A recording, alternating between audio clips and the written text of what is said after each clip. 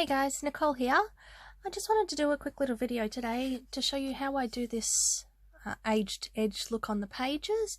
So first of all, to tell you what I use for it, I use just two different ink pads. So this one's a very yellowy brown colour and quite light. This one's a sort of mid to dark brown and it's quite reddish. So I like using the two different tones because if you have a look at actual aged books and if you have a look into why they discolour, there's a couple of different reasons. So I've got a couple of books here to show you. So this is one where you can see that the edges of the page are quite yellowed along here. So that's quite a yellowy brown colour along here. And this is where oxygen has gotten into the lignin in the paper and reacted with it over time. That's where this colouring comes from. And this one you can see is a different shade of brown along the edges.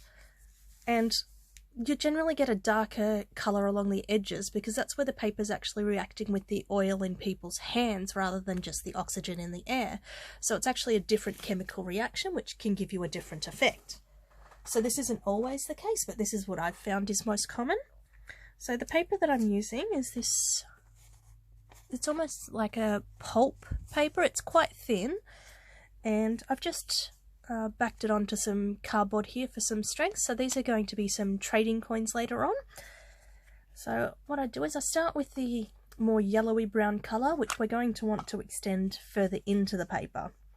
So I use quite a steep angle there, almost sitting it flat, and press it down gently and pull it out towards the edge.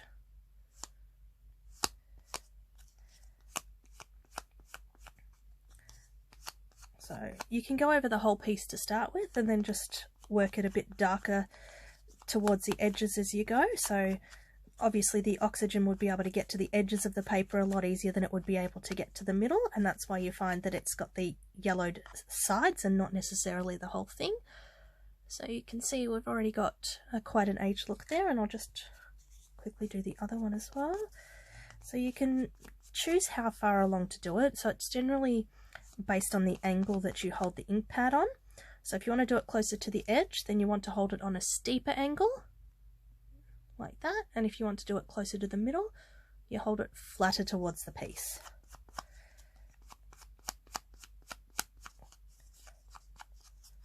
And you don't want to push down, you want to pull out. So as you can see here with the different angles, we've got different levels of the yellowing effect there. And then I like to go back in with the dark brown and with quite a steep angle on the edges, just get right along the edge there.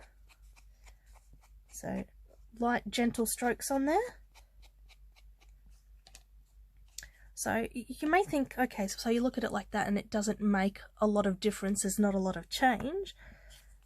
But when you compare it to the other one, you can actually see that there's quite a bit of difference there. So it's quite a subtle difference when you look at it, but it just gives it that more realistic effect.